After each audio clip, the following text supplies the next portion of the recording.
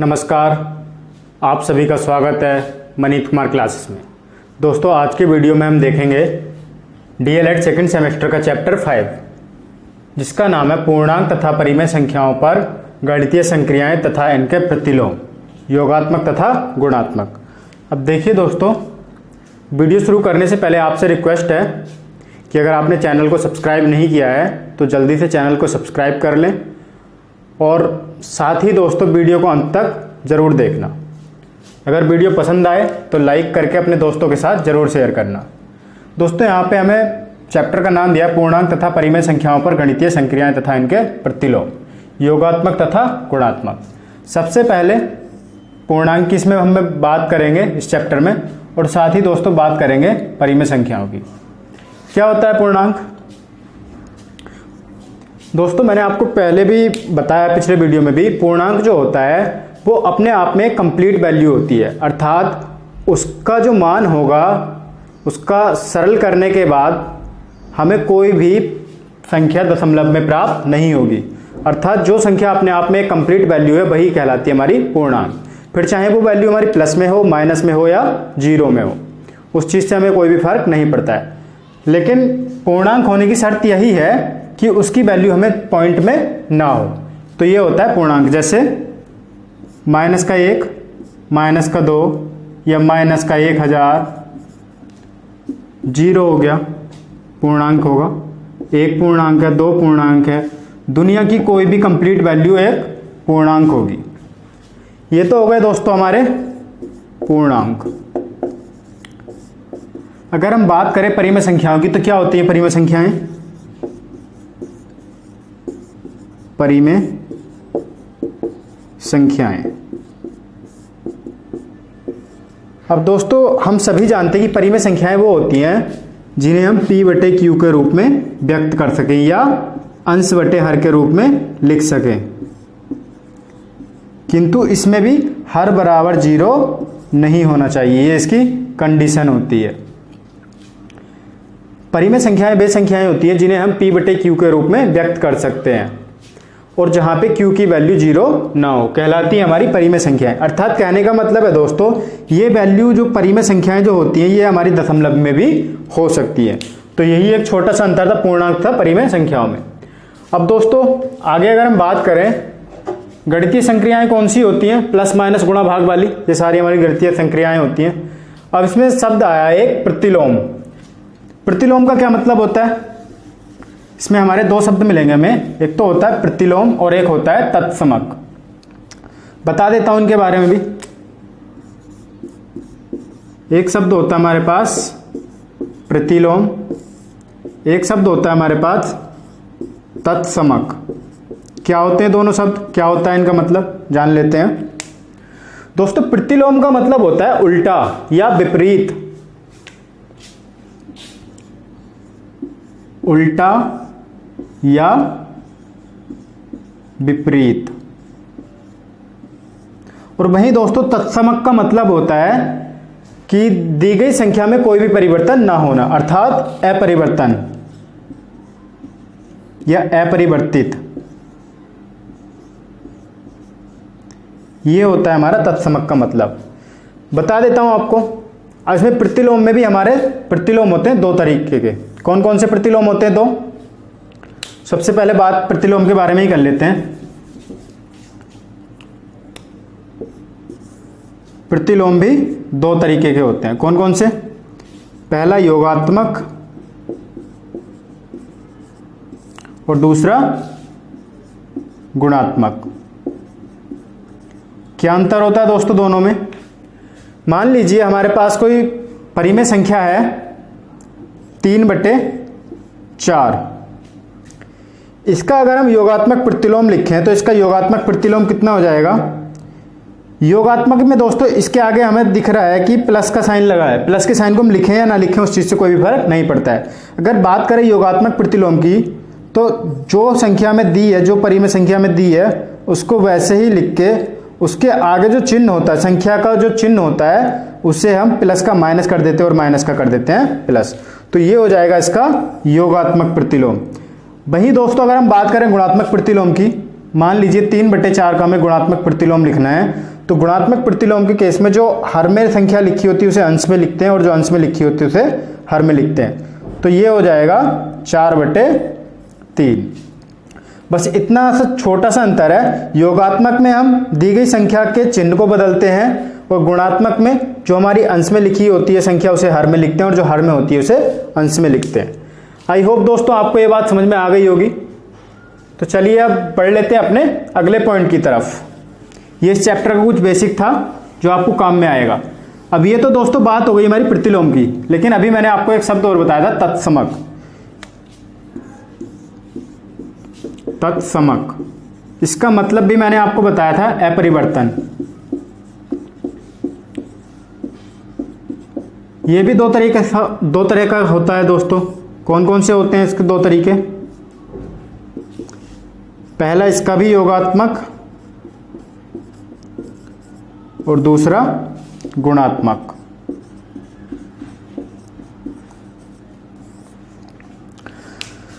अब दोस्तों इसका तत्समक का मतलब होता है हमारा अपरिवर्तन या अपरिवर्तित होना, उस वैल्यू पे कोई भी फर्क नहीं पड़ेगा। योगात्मक के केस में मान लीजिए हमारे पास कोई भी संख्या है, 4/5 मान लीजिए, इसमें हमारा कब कोई भी परिवर्तन नहीं होगा। जब हम इस योगात्मक के केस में हम जोड़ते हैं, जब हम इसमें 0 जोड़ देंगे तो क्या इसके मान पर कोई फर्क पड़ेगा? नहीं पड़ेगा। तो ये हो जाएगा 4/5। तो किसी भी संख्या का, दुनिया में जितनी भी संख्याएं हैं उन सभी का योगात्मक तत्समक होता है 0, योगात्मक तत्समक। और वहीं दोस्तों गुणात्मक तत्समक की अगर बात करें तो गुणात्मक तत्समक कब होगा? गुणात्मक में गुणा कराएंगे और जब हम किसी भी संख्या की गुणा 1 के साथ कराते हैं तभी इसी केस में केवल उसका मान परिवर्तित नहीं होता है। अर्थात दुनिया में जितनी भी संख्याएं हैं उन सभी संख्याओं का योगात्मक तत्समक होगा 0 और गुणात्मक तत्समक होगा 1। तो ये छोटा सा पॉइंट था, इसको आप जरूर याद रखें। अब आ जाते हैं दोस्तों अपने पॉइंट पे। अगला पॉइंट है हमारे पास, दी गई परिमेय संख्याओं को संख्या रेखा पर प्रदर्शित करना। देख लेते हैं कैसे हम संख्या रेखा पर संख्याओं को प्रदर्शित करते हैं। चलिए सबसे पहले बात कर लेते हैं पूर्णांकों को संख्या रेखा पर प्रदर्शित करना।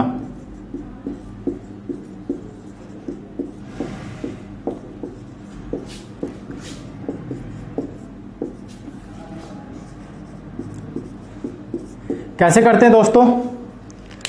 सबसे पहले हमें एक संख्या रेखा खींच लेनी है। इसके बीच में हमें एक पॉइंट लेना है 0। हम जानते हैं 0 भी हमारा एक पूर्णांक होता है। पूर्णांक हमारे 3 प्रकार के होते हैं, पहला धनात्मक पूर्णांक, दूसरा शून्य पूर्णांक और तीसरा ऋणात्मक पूर्णांक। अब वहीं दोस्तों इस संख्या रेखा पे 0 के दाईं ओर, दाईं तरफ लिखते हैं हम इस पे प्लस की वैल्यू 1, 2, 3, या जहां तक भी आपको आंकड़े दिए हो आप वहां तक इसको लिख सकते हैं। वहीं दोस्तों इसके बाईं ओर हम लिखते हैं 0 के माइनस के पूर्णांक, जैसे -1, -2, -3, ये जहां तक भी आपको आंकड़े दिए हो आप उस हिसाब से इसको लिख सकते हैं। अब मान लीजिए हमें कोई संख्या दी है कि 3 को संख्या रेखा पर प्रदर्शित कीजिए। तो 3 हमें कहां दिख रहा है दोस्तों संख्या रेखा पे? अब देखिए यहां पे प्लस की वैल्यू हमें दी है, धनात्मक पूर्णांक है तो 0 के दाईं तरफ जाएंगे 1, 2, 3, इसी पॉइंट को हम मान लेंगे P और ये हमारा प्रदर्शित हो जाएगा। या आप इस पॉइंट को कोई भी नाम दे सकते हैं, P दे दीजिए, Q दे दीजिए, ये जिस पे आप कंफर्टेबल फील करें वो आप दे सकते हैं। दोस्तों ये तो बात हो गई हमारी धनात्मक पूर्णांक की। अगर हमसे मान लीजिए हमें कोई वैल्यू देता कि -2 को संख्या रेखा पर प्रदर्शित कीजिए, माइनस की वैल्यू ऋणात्मक पूर्णांक की 0 के बाईं ओर मिलेगा। कहां पे दिख रहा है हमें? यहां पे। तो इस पॉइंट को मान लेंगे हम Q और ये हमारा दिख जाएगा संख्या रेखा पर।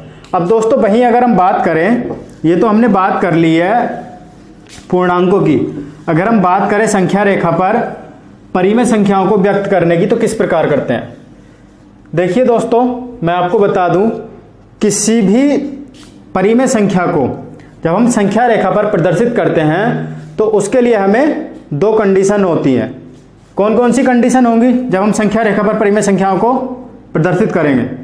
या एक कंडीशन तो होगी दोस्तों जब हमारा p बड़ा होगा q से, एक कंडीशन होगी जब हमारा q बड़ा होगा p से, अर्थात यहाँ पे अंश बड़ा है हर से और एक कंडीशन में हर बड़ा है अंश से। ठीक है, ये दो कंडीशन हमारी होंगी, इसके अलावा कोई तीसरी कंडीशन नहीं होगी परिमेय संख्याओं के केस में। अब देखिए किस प्रकार से हम प्रदर्शित करते हैं संख्या रेखा पर किसी भी संख्या को। सबसे पहले हमने एक संख्या रेखा खींच ली, इसके बीच में 0, दाईं तरफ प्लस की वैल्यू +1 +2 +3 और इसके बाईं तरफ माइनस के पूर्णांक 1 2 और ये 3। अब दोस्तों कोई भी ऐसी, पहले हम मान लेते हैं कि जब जिस केस में अंश बड़ा हो हर से, ऐसी कोई संख्या मान लीजिए जिसमें अंश बड़ा हो हर से। मान लीजिए हमें 7/5 को हमें दिखाना है कि 7/5 संख्या रेखा पर कहां होगा। अब देखिए दोस्तों जब हमें 7/5 को दर्शाना है तो हमें दिख रहा है कि ये जो हर में वैल्यू लिखी होती है ये होता है मूल मान, अर्थात किसी भी चीज के हमें 7/5 को जब प्रदर्शित करना है तो बटे में जितनी संख्या होती है वह होती है उसकी मूल मान, और जो ऊपर संख्या लिखी होती है यह होता है दोस्तों इसका पार्ट होते हैं इसके। सही है, मान हमें 5 चीजों के अब 7 टुकड़ों में तोड़ना है तो तब हम उसको ऐसे लिखेंगे। अब दोस्तों यहां पे बात की गई है बटे में 5 की, तो ये जो 0 से 1 तक, एक पूर्णांक से दूसरे पूर्णांक के बीच में जो हम टुकड़े करेंगे वो करेंगे 5, क्योंकि यहाँ पे मूल मान है हमारा 5। तो कर लेंगे 1 2 3 4 और एक ही हो जाएगा 5। इसी प्रकार आगे भी कर लेंगे 1 2 3 4 और एक ही हो गया 5। आगे भी इसी प्रकार करेंगे दोस्तों 1 2 3 4 और आगे हो जाएगा 5। चूंकि हमसे धनात्मक परिमेय संख्या की बात की गई है तो हम 0 के दाईं तरफ की ही बात करेंगे।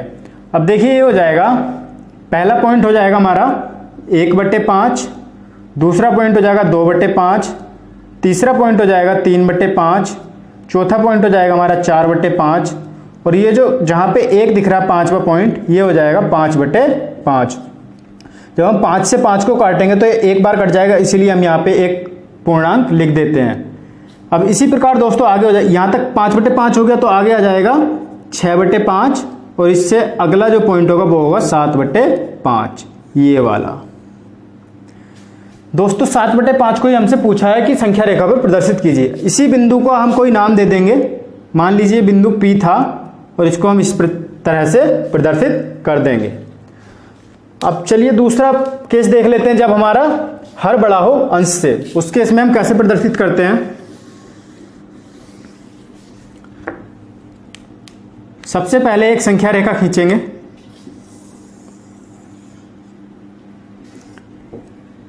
इसके बीच में 0, दाईं तरफ धनात्मक पूर्णांक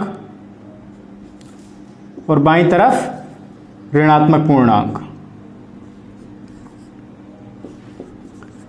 अब ऐसी कोई भिन्न मान लीजिए जिसका हर बड़ा हो अंश से, उल्टा कर दीजिए 5/7, या कोई और भिन्न अगर आप लेना चाहें तो कोई और भिन्न भी ले सकते हैं। अब दोस्तों हम देख रहे हैं यहाँ पे हमारा हर बड़ा है अंश से, अंश 5 है और हर 7 है। अब इसको हमें संख्या रेखा पर प्रदर्शित करना, तो किस प्रकार करेंगे? मैंने आपको बताया था जो संख्या हमारी हर में लिखी होती है वह हमारा मूल मान होती है। तो अब हम एक पूर्णांक से दूसरे पूर्णांक के बीच का जो हिस्सा है उसे कितने टुकड़ों में तोड़ेंगे? 7 टुकड़ों में। तो कर लेंगे 1 2 3 4 5 6 और एक ये 7। इसी प्रकार दोस्तों 1 2 3 4 5 6 और एक ही हो जाएगा 7। आगे भी इसी प्रकार कर लेंगे, लेकिन हमें पहुंचना है 5 तक। 5/7 कैसे लिखा जाएगा दोस्तों? सबसे पहला पॉइंट जो होगा 0 के बाद वो होगा 1/7। अगला पॉइंट होगा 2/7, इससे अगला पॉइंट हो जाएगा 3/7, 4/7, 5/7 और यही हमसे पूछा है। तो इसी बिंदु को हम P मान लेंगे और इसको ही हम दिखा देंगे दोस्तों।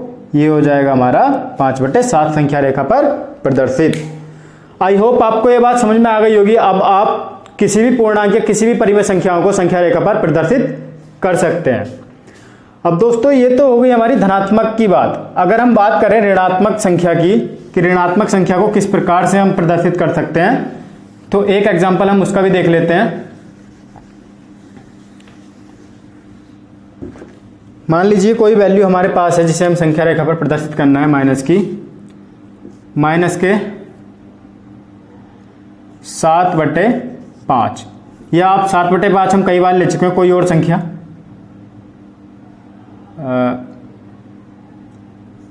9/7। चलिए 9/7 को ले लेते हैं।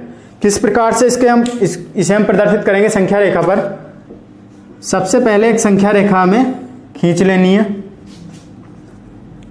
बीच में एक पॉइंट ले लेंगे जो होगा 0, दाईं तरफ धन पूर्णांक और बाईं तरफ ऋण पूर्णांक। माइनस का 1 हो जाएगा, माइनस का 2 और यहाँ पे माइनस का 3। अब दोस्तों हमें बात करनी है माइनस के पूर्णांक, माइनस की परिमेय संख्या की। तो कैसे करेंगे? ओरिजिनल वैल्यू कितनी है? 7। 0 से 1 से 0 के बीच में कितने टुकड़े करेंगे? 7। कितने पॉइंट लगाएंगे? 7। 1 2 3 4 5 6 और एक ही हो जाएगा 7। इसी प्रकार आगे भी 1 2 3 4 5 6 और एक ही हो जाएगा 7। इसी प्रकार आगे 1 2 3 4 5 6 और एक ही हो जाएगा 7।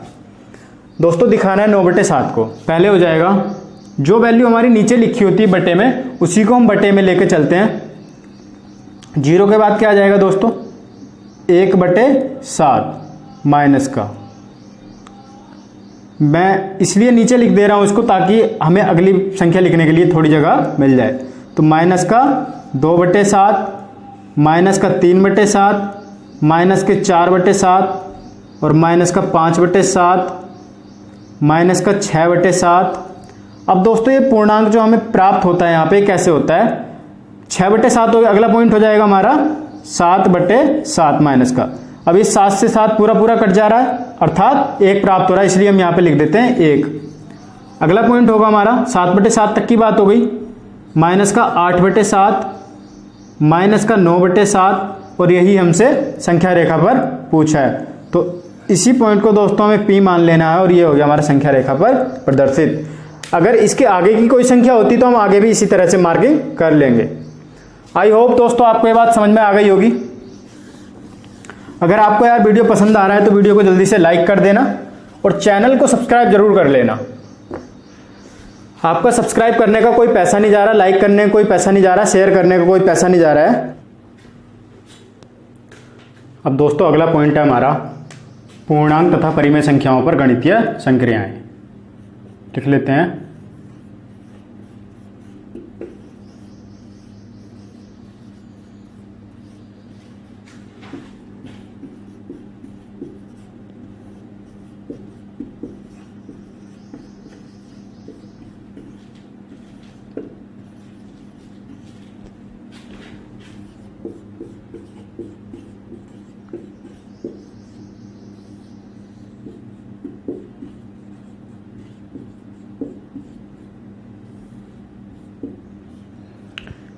ये हमारा पॉइंट हो गया पूर्णांक तथा परिमेय संख्याओं पर गणितीय संक्रियाएं। अब दोस्तों यहाँ पे बात हो रही है पूर्णांक की और परिमेय संख्याओं की, और इसमें बात चल रही है गणितीय संक्रियाओं की। तो इसके कुछ नियम है दोस्तों। हमारा पहला नियम है इसमें संबरक नियम। संबरक नियम, ये जो संबरक नियम है दोस्तों हमारा, ये कहता है कि जब हम किसी पूर्णांक या परिमेय संख्या में दूसरी परिमेय संख्या या पूर्णांक को जोड़ें तो उनका जो हमें योगफल या गुणनफल प्राप्त होता है वो भी एक परिमेय संख्या या पूर्णांक ही प्राप्त होता है। अर्थात अगर हम कहें अलग अलग, अगर हम कहें मान लीजिए हम किसी पूर्णांक में दूसरे पूर्णांक को जोड़ें तो उनका योगफल हमें एक पूर्णांक ही प्राप्त होगा, या हम दो पूर्णांकों की गुणा जब कराएं तो हमें उनका जो गुणनफल होगा वो एक पूर्णांक संख्या ही प्राप्त होगा।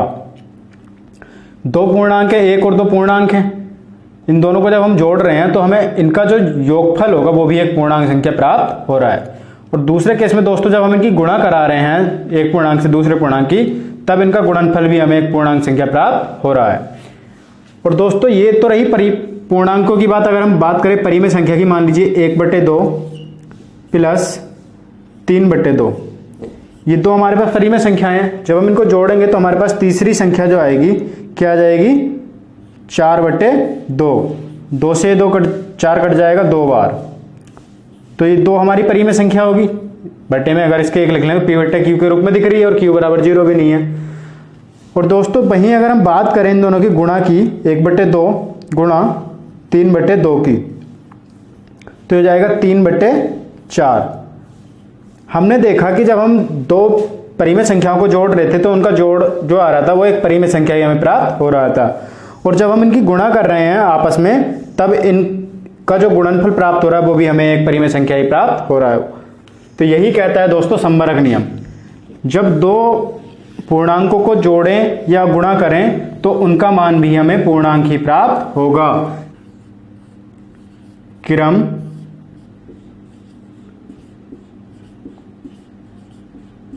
विनिमय नियम।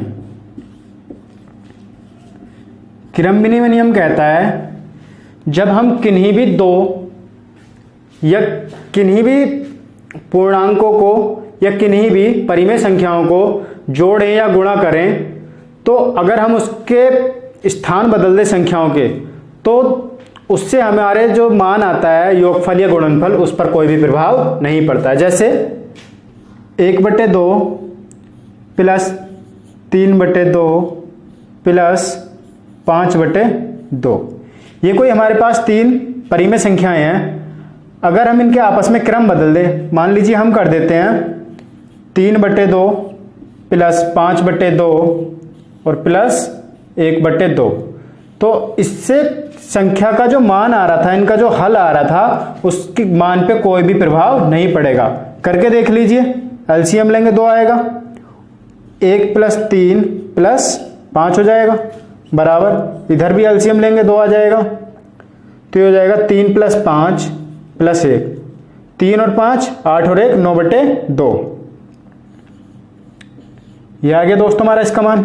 और जब हम इसका 5 और 3 8 और 1 9/2, तो ये हो गया इसका मान। दोनों ही कंडीशन मेरे पास समान मान आया, इनका जो योगफल आया वो समान आया। वहीं दोस्तों अगर हम बात करें इनकी गुणा की, तब भी उस केस में भी दोनों ही संख्याएं बराबर हमें प्राप्त होंगी। ये तो रही बात दोस्तों परिमेय संख्या की। अगर हम बात करें पूर्णांकों की, तो पूर्णांक के केस में भी यही होता है। पहले हमने प्लस लिया था, इस बार हम गुणा करके देख लेते पूर्णांक के साथ। 3 गुणा 5 गुणा 2, या हम लिखें इसे 2 गुणा 3 गुणा 5।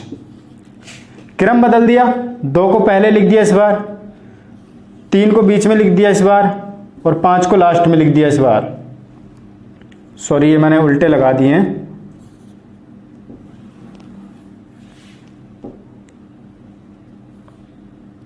इसे यहां कर दिया और इसको यहां कर दिया। दोनों ही केस में 5 × 15 दूनी 30, 2 × 6 पंजे 30। तो दोस्तों क्रम विनिमय का नियम कहता है कि हम दी गई संख्याओं के अगर स्थानों को बदल दें तो उससे हमारे संख्याओं के मानों में कोई भी प्रभाव नहीं पड़ता है। अगला नियम है दोस्तों साहचर्य का नियम। क्या कहता है देख लेते हैं।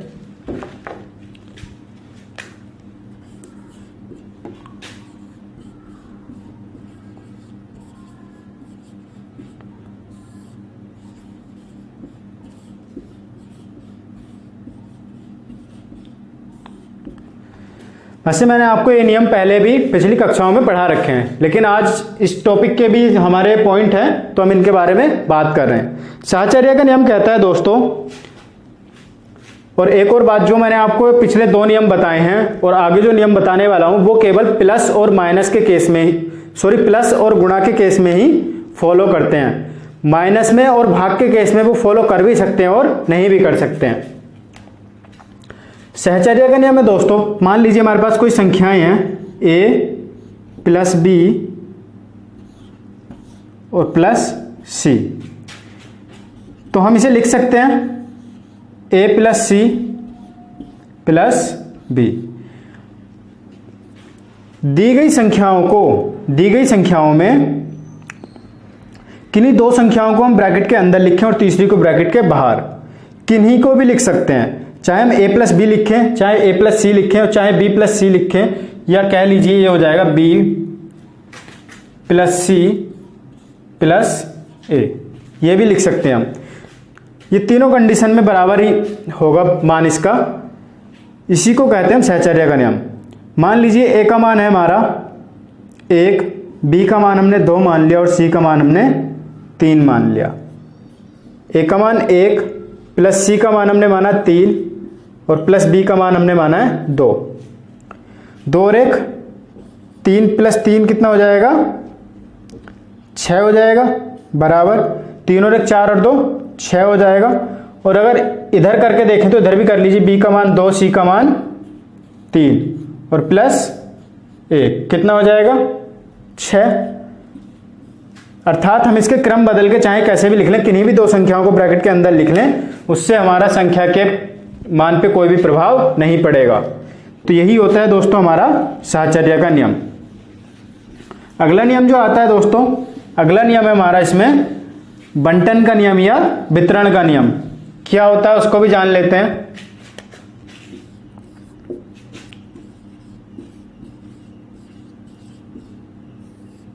या बंटन का नियम।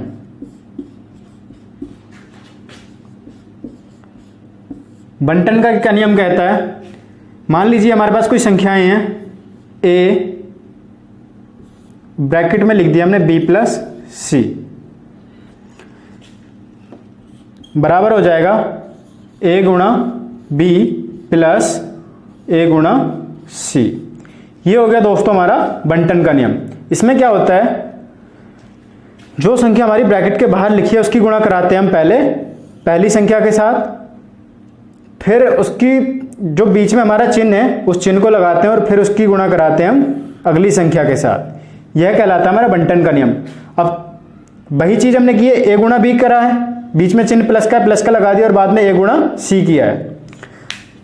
अब चाहे तो हम इसे ऐसे लिख लें जैसे अब लिखा है, और चाहे हम इसे ऐसे लिख लें, दोनों ही केस में बराबर होगा। अगर आप इसे वेरीफाई करना चाहते हैं तो मान रख के देख लीजिए कुछ भी। मान लीजिए ए बराबर 1 है, बी बराबर 2 और सी बराबर 3 मान रख दिए। ए का मान हमने रखा 1 गुणा बी का मान रखा है 2 प्लस 1 गुणा सी का मान हमने रखा है 3।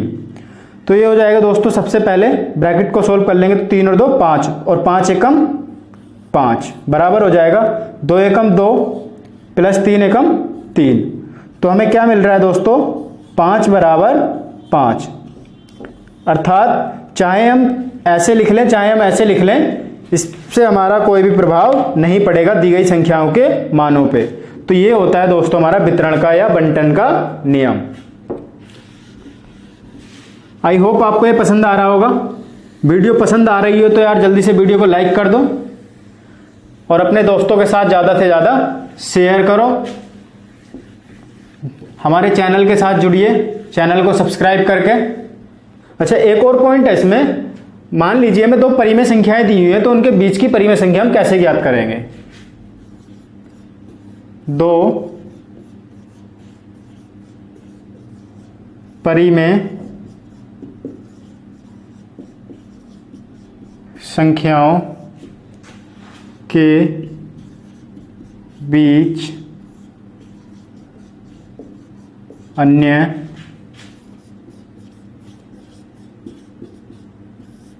परिमेय संख्या ज्ञात करना।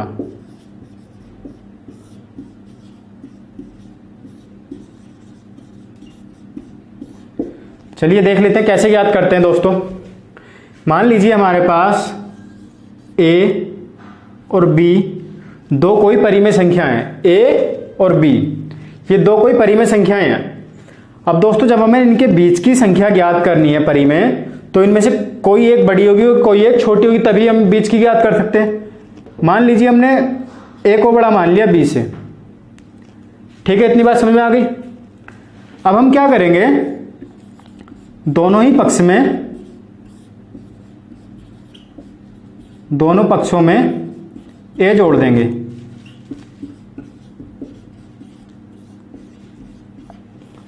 कितना हो जाएगा, a प्लस a, बड़ा होगा किससे, b प्लस a। कितना हो जाएगा दोस्तों, 2a, बड़ा हो जाएगा किससे, b प्लस a लिखें या a प्लस b लिखें, इससे हमारा कोई भी प्रभाव नहीं पड़ेगा। तो a बड़ा हो जाएगा किससे, a प्लस b बटे 2 से। एक कंडीशन हमारे पास ये आ गई। और अगली बार दोनों ही पक्षों में हम b जोड़ देंगे। इस बार b जोड़ लेने पर तो क्या हो जाएगा, a प्लस b, बड़ा हो जाएगा किससे, b प्लस b से। यही वाली चीज है, पहले हमने दोनों पक्षों में a जोड़ा था, इस बार हम दोनों पक्षों में b जोड़ रहे हैं। तो हो जाएगा a प्लस b, बड़ा हो जाएगा किससे, 2b से। और दोस्तों ये हो जाएगा b बराबर a प्लस b बटे 2, सॉरी बराबर नहीं होगा, ये हो जाएगा बड़ा, ठीक है।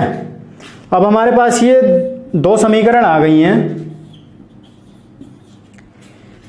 एक कंडीशन में a बड़ा है a प्लस बी बटे 2 से, और एक कंडीशन में a प्लस बी बड़ा है a प्लस बी बटे 2 बड़ा है b से। अर्थात a बड़ा है, a सबसे बड़ा है और b सबसे छोटा है, तो इनके बीच की वैल्यू क्या आ जाएगी, a प्लस बी बटे 2।